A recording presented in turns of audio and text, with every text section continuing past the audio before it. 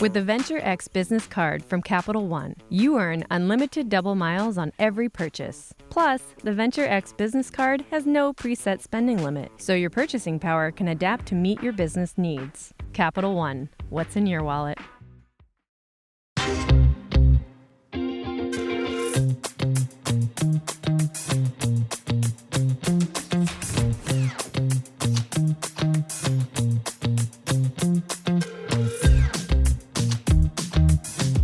Hi, I'm Mike Hoffman, Editor-in-Chief of Inc., and welcome to Your Next Move, produced by Inc. and Capital One Business. Today we're going to talk about performance management. Without good performance management, your best people might leave and your worst habits stick around. So today we're joined by two founders, Christie Horvath, co-founder and CEO of Wagmo, and Daniel Chait, co-founder and CEO of Greenhouse. And we're going to talk about how founders can build a sustainable and effective approach to managing performance as their companies scale. Daniel, Christie, welcome to Your Next Move. Thank you. Excited to be here. Thanks. Great to be here. Before we get started, let's hear a little bit about your companies. Christie, let's start with you. Tell us about Wagmo and tell us how many employees you have and how many direct reports. So Wagmo is a pet healthcare company. We have a mission to empower and inspire responsible pet parenting. Amazing. I've got 40 employees at the moment, and I generally have about 5 direct reports. And Daniel, what about you? Tell us about Greenhouse. Yeah, so Greenhouse is a hiring platform. Companies of all sizes and shapes around the world use Greenhouse to help get better at hiring. The company right now is about 700 employees, and I have about 7 direct reports right now. Amazing. So performance management, this is something obviously that every leader faces and many leaders struggle with. Christie, let's start with you. Why do you think performance management is something that is so tricky? It's uncomfortable. I think performance management at the root of it is telling someone whether they're doing a good job or not. And unless they're doing a perfect job, there's a hard conversation in there. And I don't think people generally love having hard conversations.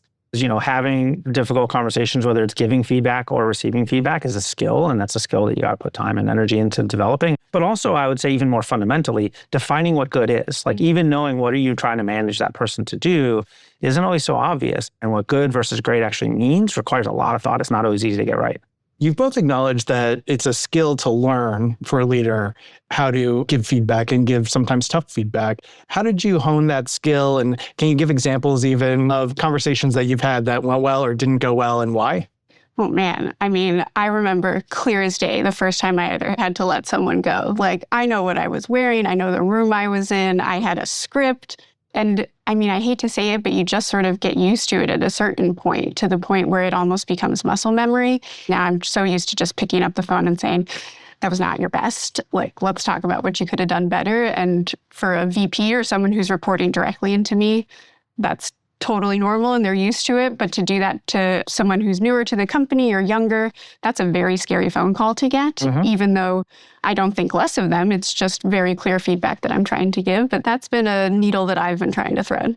You talk about a moment you remember so clearly. We had an executive team that was not good at giving and receiving feedback to each other. And so we brought in an outside expert. We had an offsite. And one of the things we did was we practiced. So she gave us a little framework of how to give feedback and how to receive it. And the framework was, get a micro yes, and then talk about the behavior and then how it made you feel and these things. And so you have this little checklist in your head and how to receive the feedback. And then she made us do it live. So we sat around a table and she asked everyone on the team, write down one positive and one critical piece of feedback about everyone else in the room. One thing we learned was not everyone has the same responses to these things. Some people were extremely uncomfortable giving critical feedback. There was a woman on our team, I remember, who was and is one of the smartest and hardest working executives I've ever met. And one of these people you just think like, wow, if there's a obstacle between you and your goal, like I feel sorry for the obstacle kind of person. And it came time to do this exercise and her hands were literally shaking.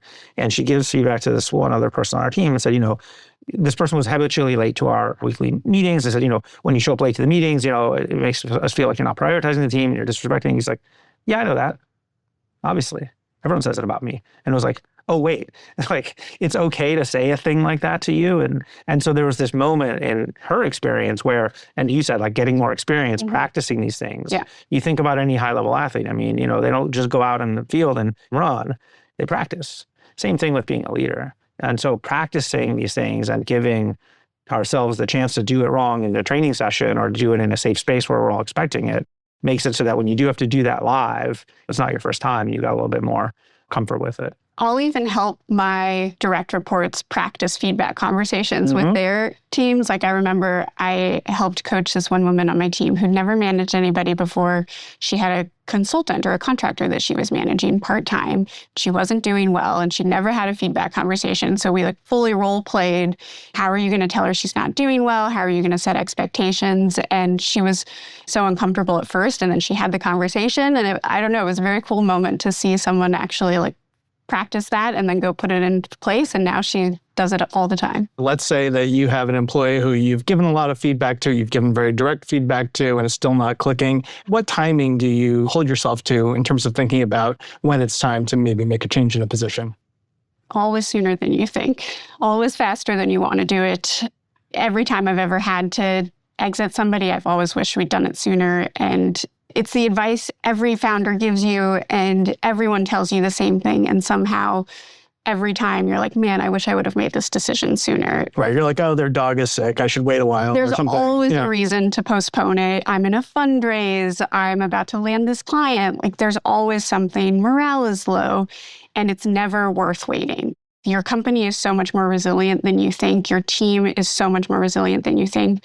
It really detracts from your top performers. So it is your job to make the unpopular decision, to make the hard decision, to make sure that your top performers are surrounded by other top performers. It is the right way to think about it. I do think that at the moment you start asking this question of, should I get rid of this person or should I exit the person? It's often the answer is you probably should. Yeah. It's both for the organization. It's also for the person. Because if they're not succeeding in their job, they also could probably fulfill their potential better somewhere else. And so I think it's easy to think, oh, I want to be nice to the person or whatever. But I think ultimately putting the right person in the right role is helpful. One thing that I can do to make it easier to get there is be great at hiring. Why? Because if I knew that I could hire an amazing A player the minute this person's out of that seat, I feel much more comfortable about making that change. Whereas part of the fear that people always have is, gosh, if I get rid of this person, I don't know if I'm going to be able to hire the person. I don't know if the next person will be as good. Yeah. And that inability to have confidence that you can always hire a great person really holds you back from great performance management in the first place. How do you think about performance management for your stars, right? Someone who's doing great and you want to encourage them to keep going or take the next step in their career or certainly make a big impact on the business. I think your stars are the ones that have the tendency to burn out. They're the ones that have passion for what you're doing. They're self-motivated, and those are the ones that will run themselves to the very end. And so if I can figure out what's energizing to you, what's draining to you, I can almost help structure your day so that you can do more of the energizing stuff, less of the draining stuff, so that one, you have more fun, two, you're better at your job, even better than before, and hopefully you retain with the company and continue to grow. I think for your top performers, it's tell me what you need and I'll do my best to make it happen, and I will stay out of your way in the meantime. Can I ask, are there some interesting, surprising examples of something that was draining or something that was energizing that you heard from star employees? My chief of staff is exceptional, and she's the kind of person where she will take anything that you throw at her, but there's things that she enjoys doing more than others. And once we had a conversation, she was on the verge of burnout, and she was answering emails at midnight. It's what are you doing during the day that's really exhausting to you? And she's like, I really hate OKRs. And this was setting OKRs for other people? Yeah, this is running the OKR process for the company, which, is just a project management nightmare. Nobody loves doing OKRs. She was grinning and bearing it, but I didn't want her to have to struggle through that because she was so excellent at other things. So we fully changed her job description so that someone else does OKRs. She can specialize, and she really wanted to flex into people ops stuff, so we gave her more of that. That's the beauty of being a small-ish company, is that you can be nimble like that. I don't know if that still translates when you're 700 employees. Yeah, does it? It can get a little harder because, you tend to hire mostly people that are there to fulfill a role. But even so, I love the idea that really it's about making sure you have the right person in the right role. When we get a new customer, often they have an existing product or tool that they've been using that they move off of, and they have to migrate all this old data. So they've been recruiting, they have old resumes and interview notes from candidates for however many years. We got to bring all that forward into Greenhouse. It's kind of a job for each new customer. And our engineers were doing it, and they hated it. And so we said, well, we need to hire a specialized person just to do these kind of data migrations. And they were like, we'll never hire him to do that. That's the worst job. Nobody's going to want to do it. Whoever we're going to hire is going to be terrible. And I reframed it entirely. I said, no, you don't want to do that job. I get that. Yeah. I don't want to do your job. There's someone out there who thinks this is the coolest job they could ever get. Let's go find that person, put them in this job. And we did. And they saw each new customer data migration as kind of a puzzle to figure out. And they challenged themselves to like automate the parts of it that they could and to do them quickly and to, and they really enjoyed that opportunity. And so when you think about performance and high performing teams, high performing people, I think it's really important to figure out, do you have the right person in the right job? And when you talk about a star, it's about making sure that that person can continue to contribute in whatever role that they're in. But high performance is tricky, right? Because you do then run the risk of burnout. And I'm curious, how do you manage that? Look, sometimes there's a lot of work to do. Sometimes there's crunch mode or raising a round of money, or we've got a big product launch or a big conference we're putting on. Everyone's got to burn the midnight oil for a little bit. If you're doing that constantly, if that's the default, I just don't think that's sustainable. It's not recognizing the human beings are the ones doing the work. And if you're not healthy and if you're not ready for those moments, you're not going to be able to step up. And so I've had conversations with people in my teams where I've told them that. I said, you're creating a risk for the business in the way you're working. You haven't taken a Saturday or a Sunday off in 3 months. One day you're going to come to me when I don't know what's going to happen, and you're going to catastrophically explode and quit. And that creates a big problem for me. So I think you have to have a sustainable work culture, or else people are going to burn out and create risks. We've talked about performance management for stars, and we've talked a little bit about performance management for folks who are struggling. But I'm curious, how do you think about performance management for those people in the middle who are meeting expectations, but sort of like the median employee? Someone's got to be that, right?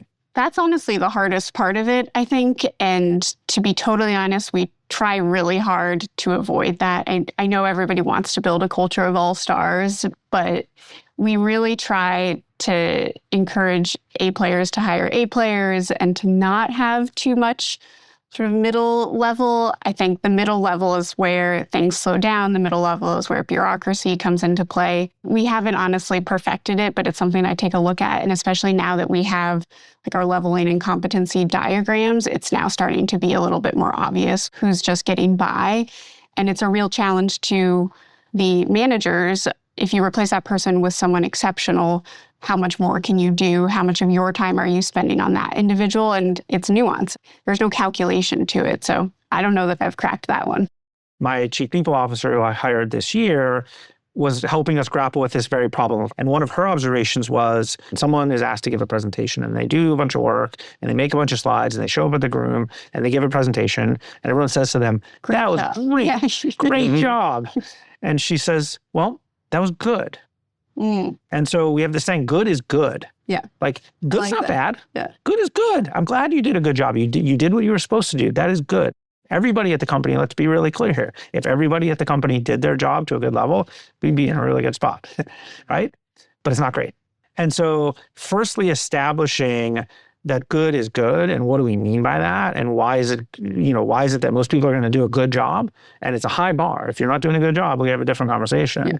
And then from there, what does it really mean to be transformational? What does it really mean to be great? All of a sudden becomes even rarer and sort of harder to accomplish. I think that's a better place for us to find ourselves in. How do you think about making performance management a day-to-day task? I think it is top down. You have to model it. And for us, we try to practice as much as we can.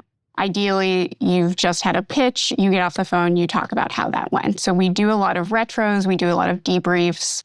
I spend a lot of time with our sales teams. And then one thing that I've started doing is asking my direct reports to, on a monthly basis, use one of our one-on-one times to talk about how they're doing at a slightly more strategic level.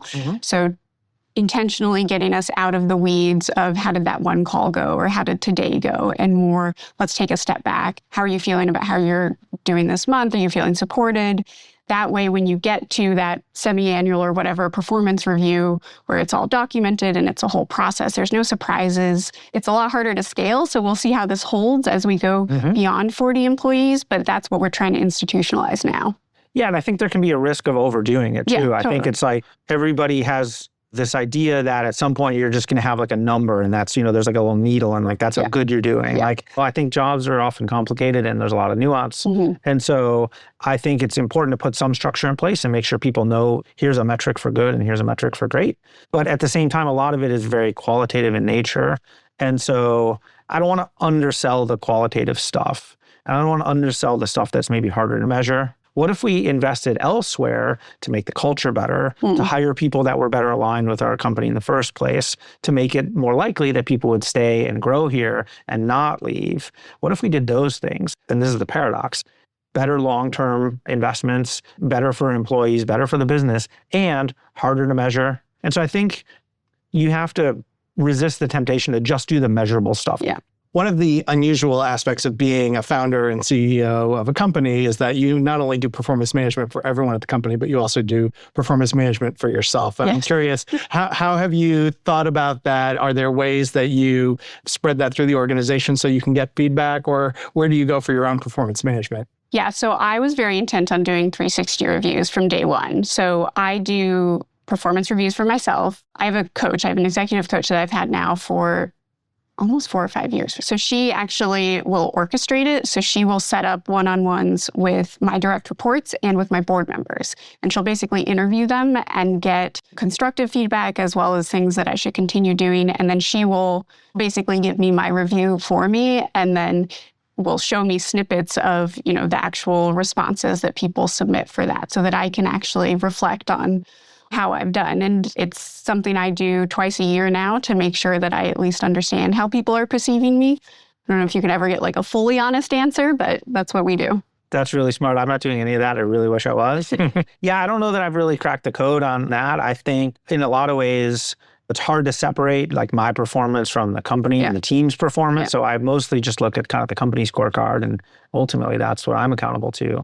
At what point do you sort of think, well, we're doing this for culture, we're doing this performance management, we want the Venn diagram to overlap a lot?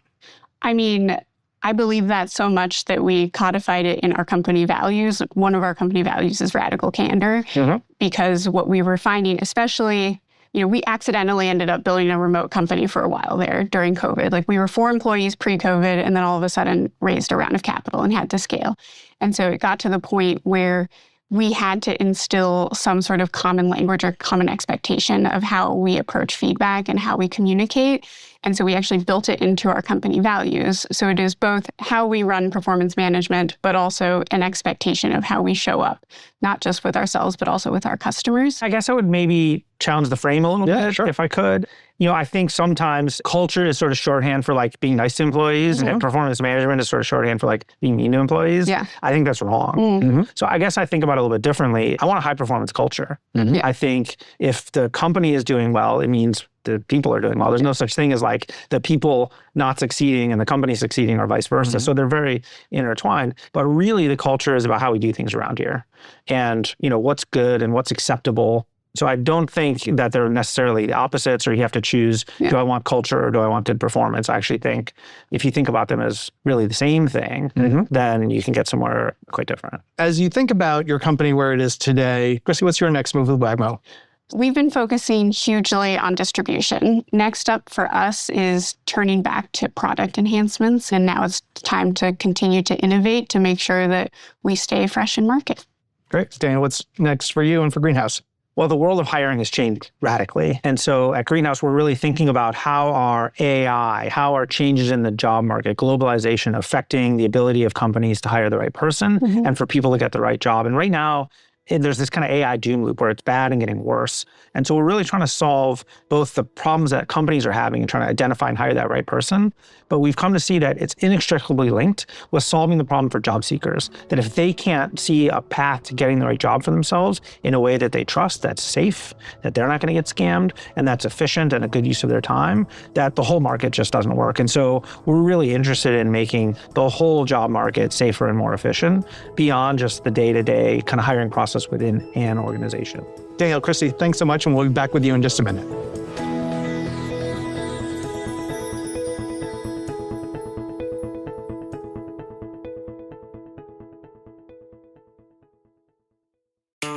Here's a tip for growing your business. Get the Venture X business card from Capital One and start earning unlimited double miles on every purchase. That's right. With unlimited double miles, the more your business spends, the more miles you earn. Plus, the Venture X business card has no preset spending limit, so your purchasing power can adapt to meet your business needs. The Venture X business card also includes access to over 1,000 airport lounges. Just imagine where the Venture X business card from Capital One can take your business. Capital One. What's in your wallet? Terms and conditions apply. Find out more at CapitalOne.com/VentureXBusiness. And now we're excited to welcome Ami Vidak, VP and Head of Business Cards and Payment Credit Card Segment, Capital One. Thanks for joining us today, Ami. Thanks so much for having me. I'm so excited to be here. Now, at some companies, employees are asked to evaluate themselves as part of their performance reviews. What are the benefits of incorporating self-assessments into the regular performance review process? Self-assessments are a really great opportunity for employees to reflect on their achievements, their strengths, and their opportunities for improvement. The assessments encourage employees to take a step back from their work, pause, and think about what's going well and where they might need more focus, training, or support. The reflection is not only an exercise in accountability, but also professional growth and self-advocacy. And when it comes to self-assessments, what are some of the challenges or drawbacks? Well, being objective about yourself can be really challenging. So employees may not see their strengths and contributions through the same set of filters that their managers do. They might struggle to evaluate how they're performing in light of the organization's overall goals. And employees also sometimes struggle with bias, where they overrate or underrate their value or contributions. And this kind of misalignment can lead to inaccurate evaluations that affect both individual and organizational goals and development. One way that employees can align their perspective with their managers is by taking time to talk through self-assessments together, identify any gaps in perspective, and use it as an opportunity to get on the same page. And what are some ways that leaders can proactively help employees address some of these challenges? Managers can help employees be more objective and pointed in their self-assessments from the start by providing really clear guidelines or benchmark behaviors to use for measurement and evaluation. Setting clear expectations is absolutely critical to align employee perspectives with their managers. So, for example, set objectives and metrics for performance expectations. Then provide constructive and actionable feedback on performance against those expectations. Also, make sure that individual goals are aligned with the company's priorities. Each one of these steps gives employees the specific criteria that they can use to measure their own performance based on their defined role. And as a leader and a manager, what else can you do? Managers can encourage open communication and cultivate trust through authenticity. It's easier for your employees to be open and honest with you if you build that line of honest communication and regularly connect with them. I have personally found that being transparent about my own development goals, even as a leader, is really helpful in building that trust with my team. Well, these are great insights. Thanks so much for joining us today, Ami. Thanks so much for having me, Mike. And this season, we want to give our audience access to founders like you. Here are some of our readers' questions about performance management. Our first audience question is this: how can you as a founder ensure that your managers are trained properly to manage their teams? Daniel, let's start with you. Well, it starts with hiring the right people. And from there, I think don't overwhelm them. You want to train in the things that are the most important, but nobody wants to sit through classes all day. They got a job to do. Christie, what about you? To complement that, I would say do skip levels to make sure it's actually sticking. You're never too senior to sit down and have a 15-minute check-in with all levels of the company and just see how they're doing. Great. Our second viewer question is this: what's the best way to make performance reviews constructive rather than people feeling like it's a chore? Christie, let's start with you this time. If a performance review is a thing that happens once a year and no one ever thinks about it or does anything with it ever again, it's a waste of time. You got to follow through, whether it's coaching, promotion, bonuses, there's got to be something that comes from it. Yeah, Patrick Lencioni calls that reinforcing clarity. You gotta create the clarity, but then you have to reinforce it in the day-to-day and the way that you work. Our third viewer question is this: what tools and software are the most helpful when it comes to tracking and staying on top of performance management? So we use Lattice for our performance management, although to be honest, we started in Google Docs and that worked just fine too for quite a long time.